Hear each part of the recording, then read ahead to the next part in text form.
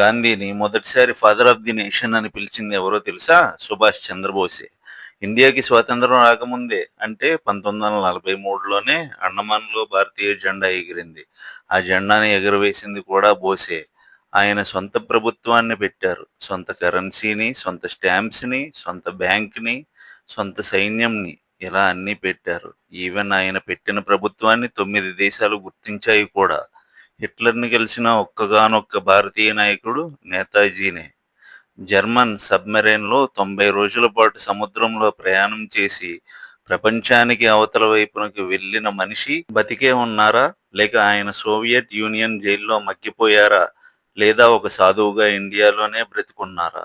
80 సంవత్సరాలు అయినా ఈ మిస్టరీ ఎప్పటికీ వీడలేదు. అసలు ఆ రోజు ఏం జరిగింది? ఈ మిస్టరీ వెనుక నిజం ఏంటి? అనే విషయాల గురించి ఈ వీడియోలో చెప్పబోతున్నాను. ముందు మీకు బోస్ చిన్నతనం గురించి చెప్పాలి. సుభాష్ చంద్రబోస్ 1897లో ఒడిశాలోని కటక్‌లో ఒక రిచ్ బెంగాలీ ఫ్యామిలీలో పుట్టారు. ఇంగ్లాండ్ వెళ్లి ఇండియన్ సివిల్ సర్వీసెస్ అంటే ఐసీఎస్ ఎగ్జామ్ రాశారు.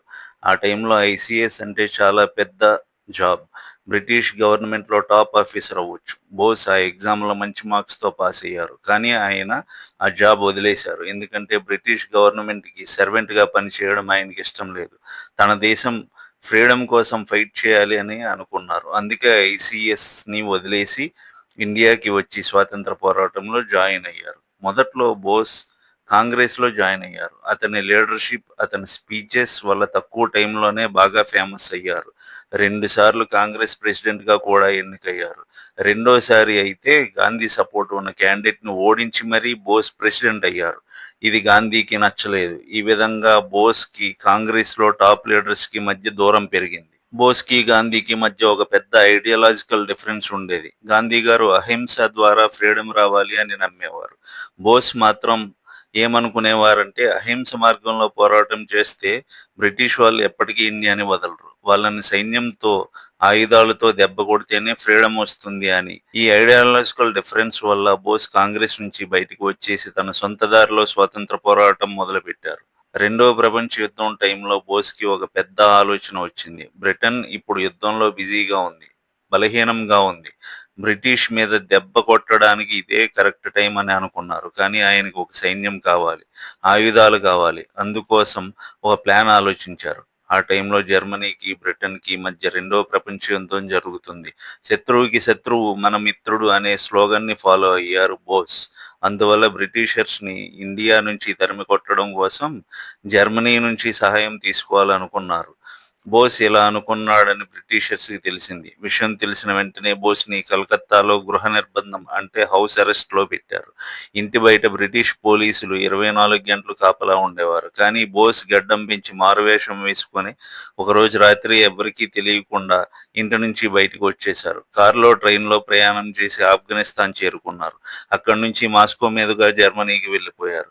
అంటే లక్షల కిలోమీటర్ల ప్రయాణం, ప్రతి అడుగులో ప్రాణాపాయం. అయినా కూడా ఇండియాకి స్వాతంత్రం తీసుకురావడం కోసం రిస్క్ చేశారు. జర్మనీలో హిట్లర్‌ని కలిశారు. జర్మనీకి, ఇండియాకి చాలా దూరం ఉండటం వల్ల మేము మీకు సహాయం చేయలేమని హిట్లర్ చెప్పాడు. అప్పుడు బోస్ జపాన్ సహాయం తీసుకోవాలనుకున్నారు. ఎందుకంటే ఆ టైంలో బ్రిటిషర్స్‌తో జపాన్ కూడా యుద్ధం చేస్తుంది. సో, బోస్ తనని జపాన్‌కి చేర్చమని హిట్లర్‌ని సహాయం కోరారు. అందుకు హిట్లర్ సహాయం చేశాడు. బోస్ ఒక జర్మన్ సబ్‌మరైన్‌లో ప్రయాణం చేశారు. సముద్రం మధ్యలో మడగాస్కర్ దగ్గర ఇంకో జపనీస్ సబ్మెరైన్‌లోకి మారి జపాన్ అధీనంలో ఉన్న సింగపూర్‌కి చేరుకున్నారు. ఈ మొత్తం ప్రయాణం చాలా ప్రమాదకరం. సముద్రంలో బ్రిటిష్ నేవీ షిప్స్ బోస్‌ని పట్టుకోవడానికి వెతుకుతూ ఉండేవి. కానీ బోస్ క్షేమంగా సింగపూర్ చేరుకున్నారు. అక్కడ ఆజాద్ హింద్ ఫౌజ్‌ని నిర్మించారు. అంటే ఇండియన్ నేషనల్ ఆర్మీ అని అర్థం. ఆ టైంలో బ్రిటన్‌కి, జపాన్‌కి మధ్య యుద్ధాలు జరుగుతుండేవి. మలేషియా, సింగపూర్‌ని జపాన్ ఆక్రమించినప్పుడు ఆ దేశాల్లో పట్టుబడిన బ్రిటిష్, ఇండియన్ సైనికుల్ని బోస్ తన సైన్యంలో చేర్చుకున్నారు. ఆ సైన్యంతో బోస్ తన సైన్యంతో ఏమన్నారంటే, మీరు నాకు రక్తం ఇవ్వండి, నేను మీకు స్వాతంత్రం ఇస్తాను. దానికి ఆజాద్ హింద్ అని పేరు పెట్టారు. జపాన్ ఈ ప్రభుత్వాన్ని గుర్తించింది. ఆ టైంలో అండమాన్ నికోబార్ ఐలాండ్స్ జపాన్ కంట్రోల్లో ఉండేవి. జపాన్ ఆ ఐలాండ్స్ని బోస్కి ఇచ్చింది. బోస్ సైన్యంలో రాణి ఆఫ్ ఝాన్సీ రెజిమెంట్ అని ఒక మహిళా సైన్యం ఉండేది. అమ్మాయిలు కూడా ఆయుధాలు పట్టుకుని బ్రిటిష్ మీద పోరాడేవాళ్ళు. 1944లో బోస్ సైన్యమైన ఇండియన్ నేషనల్ ఆర్మీ జపాన్తో కలిసి బర్మా ద్వారా ఇండియాలోకి ప్రవేశించడానికి ప్రయత్నించింది. ఇంపాల్, కోహిమాలో బ్రిటిష్ సైన్యంతో పెద్ద యుద్ధాలు జరిగాయి. బోస్ సైన్యం ధైర్యంగా పోరాడింది. కానీ వాతావరణం అనుకూలించకపోవడం, ఆహార కొరత, ఆయుధాల కొరత వల్ల జపాన్తో పాటు బోస్ సైన్యం ఓడిపోయింది. ఆ తర్వాత రెండవ ప్రపంచ యుద్ధంలో జపాన్ లొంగిపోవడంతో బోస్ ప్లాన్ మొత్తం కూలిపోయింది. జపాన్ లొంగిపోవడంతో బోస్ యొక్క ఆజాద్ హింద్ ఫౌజ్ సైన్యం కూడా బలహీనమైపోయింది. ఇప్పుడు బోస్కి ఒక పెద్ద సమస్య వచ్చింది. బ్రిటిష్ వాళ్ళు బోస్ని పట్టుకుంటే అతన్ని దేశద్రోహిగా చూసి చంపేస్తారు. అందుకే బోస్ తన తదుపరి ప్లాన్ గురించి ఆలోచించారు. ఆయన ఏమనుకున్నారంటే సోవియట్ యూనియన్ దగ్గరికి వెళ్ళి వాళ్ళ సహాయంతో బ్రిటిష్ మీద మళ్ళీ పోరాడాలి అని. ఎందుకంటే ఆ టైంలో సోవియట్ యూనియన్కి బ్రిటిష్కి మధ్య సంబంధాలు అంతగా బాగోలేవు. సో బోస్ సోవియట్ యూనియన్ మద్దతు తీసుకోవాలనుకున్నారు. అక్కడికి వెళ్ళాలని అనుకున్నారు. ఇప్పుడు మనం అసలు విషయంలోకి, అంటే ఆ రోజు జరిగిన ఘటన గురించి తెలుసుకుందాం. ఆగస్టు 18, 1945 ఆ రోజు బోస్ తైవాన్లోని తైపీ విమానాశ్రయంలో ఉన్నారు. ఆయన జపాన్లో ఉన్న టోక్యోకి, అక్కడి నుంచి సోవియట్ యూనియన్కి వెళ్ళాలనుకున్నారు. బోస్ ఒక జపనీస్ మిలిటరీ విమానం ఎక్కారు. ఈ విమానంలో బోస్తో పాటు జపనీస్ జనరల్ కూడా ఉన్నారు. అధికారిక కథ ప్రకారం విమానం గాలిలోకి లేచిన కొన్ని నిమిషాలకి ఒక ప్రొపెల్లర్ బ్లేడ్ విరిగిపోయింది. విమానం నుంచి ఇంజిన్ విడిపోయి కింద పడిపోయింది. పెద్ద మంటలు వచ్చాయి. బోస్ విమానం నుంచి బయటకు వచ్చే టైంలో ఆయన మీద పెట్రోల్ పడి బట్టలు మంటలు అంటుకున్నాయి. బోస్ శరీరం మొత్తం కాలిన గాయాలు అయ్యాయి. ఈ ప్రమాదంలో విమానం pilot, co-pilot plus Japanese general కూడా అక్కడికక్కడే చనిపోయారు. బోస్ని వెంటనే తైవాన్లో ఉన్న నాన్ మూన్ మిలిటరీ హాస్పిటల్కి తీసుకువెళ్లారు. అక్కడ ఆయనకి చికిత్స చేశారు. దాదాపు 6 గంటల పాటు చికిత్స చేశారు. ఆయన మొదట్లో స్పృహలో ఉండి కొంచెం మాట్లాడారు కూడా. కానీ గాయాలు చాలా తీవ్రంగా ఉండడం వల్ల ఆ రాత్రి బోస్ చనిపోయారు అని చెప్పారు. బోస్తో పాటు ఆ విమానంలో ప్రయాణం చేసిన అతని సన్నిహితుడు హబీబుర్ రెహమాన్ కూడా ఉన్నాడు. అతను ఆ ప్రమాదంలో బతికిపోయాడు. హబీబుర్ రెహమాన్ ఏం చెప్పాడంటే బోస్ చనిపోయారు అని. నేను అతని భౌతిక కాయాన్ని చూశాను అని, అతని అంతిమ సంస్కారాలు నేనే చేశాను అని చెప్పారు. బోస్ని తైపీలో దహనం చేశారు. అతని అస్థికలు టోక్యోలో ఉన్న రెంకోజీ టెంపుల్లో పెట్టారు. ఆ అస్థికలు ఇప్పటికీ అక్కడే ఉన్నాయి. ఇది అధికారిక కథ. కానీ ఈ కథ చాలామంది భారతీయులకు అనుమానం వచ్చేలా చేసింది. అసలు ఈ కథ మీద అనుమానాలు ఎందుకు వచ్చాయి అంటే దీనికి కొన్ని కారణాలు ఉన్నాయి. రీజన్ నెంబర్ 1, బోస్ విమాన ప్రమాదం అనేది జపాన్ లొంగిపోయిన జస్ట్ 3 రోజుల తర్వాతే జరిగింది. ఈ టైమింగ్ చాలామందికి అనుమానాస్పదంగా అనిపించింది. ఎందుకంటే రెండవ ప్రపంచ యుద్ధంలో జపాన్ ఓడిపోవడంతో బ్రిటిషర్స్ నేతాజీని యుద్ధ ఖైదీగా ప్రకటించి ఆయన్ని అరెస్ట్ చేయడానికి తీవ్రంగా వెతుకుతున్నారు. ఒకవేళ ఆయన పట్టుబడితే బ్రిటిష్ ప్రభుత్వం ఆయనకి ఉరిశిక్ష వేసే అవకాశం ఉంది. కాబట్టి నేతాజీ సురక్షితంగా తప్పించుకోవడానికి జపాన్ సైన్యం ఉద్దేశపూర్వకంగా సృష్టించిన కట్టుకథే ఈ విమాన ప్రమాదం అని చాలామంది నమ్ముతారు. రీజన్ నెంబర్ 2, ఆ వార్తని 5 రోజులు ఆలస్యంగా ప్రకటించటం. ప్రమాదం ఆగస్టు 18 జరిగితే జపాన్ రేడియో ఆ వార్తను ఆగస్టు 23 వరకు, అంటే 5 రోజుల పాటు ప్రపంచానికి చెప్పకుండా దాచిపెట్టింది. ఈ 5 రోజుల వ్యవధిలో నేతాజీ సురక్షితంగా రష్యాలోకి ఎంటర్ అవ్వడానికి జపాన్ కాలయాపన చేసిందని బ్రిటిష్ ఇంటెలిజెన్స్ గట్టిగా అనుమానించింది. రీజన్ నెంబర్ 3, ఫొటోస్ లేవు. బోస్ భౌతిక కాయానికి కానీ ప్రమాదానికి కానీ ఫొటోస్ లేవు. రీజన్ నెంబర్ 4, ఈ ప్రమాదానికి ముందు కూడా బోస్ చనిపోయాడని చాలాసార్లు తప్పుడు వార్తలు వచ్చాయి. అందుకే ఈసారి కూడా ఇది తప్పుడు వార్తే అవుతుందని చాలామంది అనుకున్నారు. ఇంకొక ఇంట్రెస్టింగ్ విషయం ఏంటంటే అసలు గాంధీ గారు కూడా మొదట్లో ఈ విమాన ప్రమాదం కథని నమ్మలేదు. బోస్ బతికే ఉన్నారు అని గాంధీ అనుకున్నారు. కానీ ఆ తర్వాత ప్రమాదంలో బ్రతికిన హబీబుర్ రెహమాన్ని కలిసి మాట్లాడాక గాంధీ తన అభిప్రాయాన్ని మార్చుకున్నారు. గాంధీ లాంటి వ్యక్తే మొదట్లో అనుమానపడ్డాడు అంటే సాధారణ ప్రజలు ఎంత అనుమానపడతారో మీరే ఆలోచించండి. అసలు బోస్ మరణం కథలో ప్రధానంగా 3 థీరీస్ ఉన్నాయి. మొదటి థీరీ, ఆయన విమాన ప్రమాదంలో చనిపోయారు అని. ఇది అధికారిక కథ. ప్రభుత్వం ఈ కథనే నమ్ముతుంది. రెండవ థియరీ, బోస్ ఆ ప్రమాదంలో చనిపోలేదని, రష్యాకి వెళ్ళిపోయారు అని, అక్కడ జైల్లో చనిపోయారు అని. మూడవ థియరీ, బోస్ ఇండియాకి తిరిగి వచ్చి ఒక సాధువుగా మారువేషంలో బ్రతికారు అని. ఈ 3 థియరీస్ గురించి ఇప్పుడు వివరంగా చెప్పుకుందాం. ఆల్రెడీ ఫస్ట్ థియరీ గురించి చెప్పాను. ఇప్పుడు రెండవ థియరీ అంటే రష్యాకి వెళ్ళిపోయిన థియరీ గురించి చెప్పాలి. ఈ థియరీ ప్రకారం బోస్ ఆ విమాన ప్రమాదంలో చనిపోలేదు. అసలు ఆ ప్రమాదం అంతా ఒక నాటకం. ఆయన్ని క్షేమంగా రష్యాకి పంపించడానికి జపాన్ ప్లస్ హబీబుర్ రెహమాన్ కలిసి ఈ ప్రమాదం కథని సృష్టించారు. ఆయన రహస్యంగా రష్యాలోకి వెళ్ళిపోయారు. కానీ రష్యా నాయకుడు స్టాలిన్ బోస్ని మిత్రుల్లాగా చూడలేదు. ఒక ఖైదీలాగా చూసి సైబీరియాలో ఉన్న జైల్లో పెట్టాడు. ఎందుకంటే రెండవ ప్రపంచ యుద్ధంలో బ్రిటన్ మరియు రష్యాలు మిత్రపక్షాలుగా కలిసి పోరాడాయి. యుద్ధం ముగిసిన తర్వాత కూడా అంతర్జాతీయ సంబంధాల దృష్ట్యా బ్రిటన్ను ఎదిరించడానికి స్టాలిన్ ఇష్టపడలేదు. బ్రిటన్ ప్రభుత్వం నేతాజీని యుద్ధ ఖైదీగా ప్రకటించింది. బ్రిటన్ ఒత్తిడి కారణంగా లేదా వారితో సంబంధాలు దెబ్బతినకుండా ఉండడం కోసం స్టాలిన్ నేతాజీని రహస్యంగా జైల్లో ఉంచారని కొందరు చరిత్రకారులు భావిస్తారు. అక్కడ బోస్ చాలా ఏళ్ల పాటు ఉండి చివరకు అక్కడే చనిపోయారని కొంతమంది చెప్తారు. ఈ థియరీకి మద్దతుగా కొంతమంది ఏమంటారంటే బోస్ రష్యాలో ఉన్నారని నెహ్రూకి తెలుసునని, కానీ నెహ్రూ కావాలనే ఆ విషయాన్ని బయటకు రానివ్వలేదు అని. ఎందుకంటే బోస్ ఇండియాకి తిరిగి వచ్చేస్తే నెహ్రూ నాయకత్వానికి ఆయన ముప్పు అవుతాడు అని. ఈ సిద్ధాంతానికి ఇంకొక కోణం కూడా ఉంది. కొంతమంది ఏమంటారంటే 1946లో తష్కంత్లో లాల్ బహదూర్ శాస్త్రి చనిపోయారు. శాస్త్రికి బోస్ బతికి ఉన్న విషయం తెలుసని, అతను ఆ నిజాన్ని బయటకు తీసుకురావాలనుకున్నాడని, అందుకే అతన్ని చంపేశారని కొంతమంది అంటారు.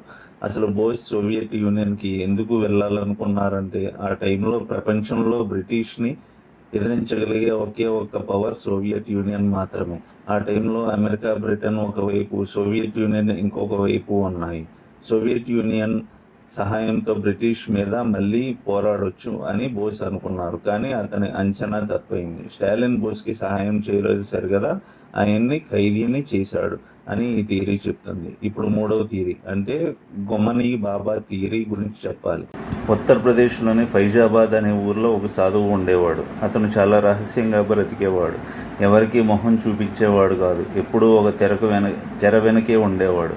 కొంతమంది అనుచరులకు మాత్రమే అతనితో సంబంధం ఉండేది. అతన్ని గున్మనీ బాబా అంటే పేరు తెలియని బాబా అని లేదా భగవాన్ జీ అని పిలిచేవారు. ఇంట్రెస్టింగ్ విషయం ఏంటంటే ఈ బాబా ఇంగ్లీష్, హిందీ, బెంగాలీ అన్ని భాషలకు బాగా మాట్లాడేవాడు. అతను 1985లో చనిపోయాడు. ఆ తర్వాతే అసలు కథ మొదలైంది. అతని గదిలో ఉన్న వస్తువులను చూసినప్పుడు అందరూ షాక్ అయ్యారు. అక్కడ బోస్ తల్లిదండ్రుల ఫొటోస్ ఉన్నాయి. బోస్ కుటుంబానికి సంబంధించిన ఉత్తరాలు ఉన్నాయి. బోస్ గురించి, స్వతంత్ర పోరాటం గురించి వందల కొద్ది పుస్తకాలు ఉన్నాయి. సోవియట్ యూనియన్ లేబర్ క్యాంప్స్ గురించి రాసిన పుస్తకం కూడా ఉంది. ఇంకా ఒక రోలెక్స్ వాచ్, కళ్ళజోడు, న్యూస్ పేపర్ క్లిప్పింగ్స్ అన్నీ ఉన్నాయి. ఈ వస్తువులన్నీ చూసి కొంతమంది ఏమన్నారంటే ఈ గున్మనీ బాబాయే సుభాష్ చంద్రబోస్ అని, బోస్ ప్రమాదంలో చనిపోలేదని, సోవియట్ యూనియన్ నుంచి తిరిగి వచ్చి ఈ ఫైజాబాద్లో ఒక సాధువుగా మారువేషంలో బ్రతికారు అని. రహస్యాన్ని ఛేదించడానికే ప్రభుత్వం కొన్ని కమిషన్స్ని పెట్టి విచారణ చేయించింది. మొదటి కమిషన్ షానవాజ్ కమిటీ. ఇది 1956లో వచ్చింది.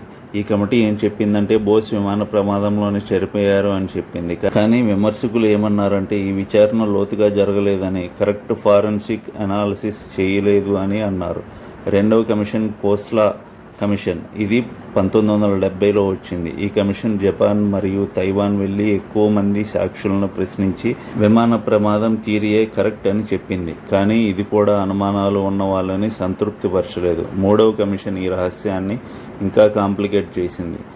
అదే Mukherjee commission. Supreme court retired judge MK ముఖర్జీని 1999లో ఈ కేసు విచారణ చేయడానికి నియమించారు. ఈ కమిషన్ జపాన్, రష్యా, తైవాన్ వెళ్ళి వందల కొద్ది ఫైల్స్ని పరిశీలించింది. ముఖర్జీ కమిషన్ ఏం చెప్పిందంటే బోస్ తైపీ విమాన ప్రమాదంలో చనిపోయాడు అనే కథ ఒక కవరప్ అని, అతను సోవియట్ యూనియన్కి క్షేమంగా వెళ్ళడానికి ఈ ప్రమాదం కథని సృష్టించారు అని చెప్పింది. అంటే ఆయన విమాన ప్రమాదంలో చనిపోయాడు అనే కథని ఈ కమిషన్ తిరస్కరించింది. కానీ బోస్ ఆ తర్వాత ఏమయ్యాడో మాత్రం ఈ కమిషన్ చెప్పలేదు. ఈ ముఖర్జీ కమిషన్ నివేదికని 2006లో పార్లమెంట్లో పెట్టారు. కానీ ఆ టైంలో ఉన్న కాంగ్రెస్ ప్రభుత్వం ఈ నివేదికని తిరస్కరించింది. అసలు ప్రభుత్వం ఏమి దాచిపెట్టాలనుకుంటుంది అని ప్రజలు ప్రశ్నించారు. ఇప్పుడు గొన్మనీ బాబా సిద్ధాంతానికి ఒక ఫైనల్ సమాధానం కోసం మళ్ళీ ఒక కమిషన్ వచ్చింది. అదే విష్ణు సహాయ్ కమిషన్.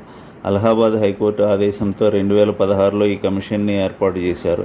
ఈ కమిషన్ గొన్మనీ బాబా అసలు ఎవరని విచారణ చేసింది. ఫైనల్గా ఈ కమిషన్ ఏం చెప్పిందంటే గొన్మనీ బాబా సుభాష్ చంద్రబోస్ అనుచరుడు అని చెప్పింది.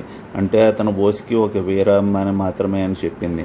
ఇంకా డిఎన్ఏ టెస్ట్ కూడా చేశారు. గొన్మనీ బాబా యొక్క పళ్ళని బోస్ కుటుంబ సభ్యుల డిఎన్ఏతో పోల్చారు.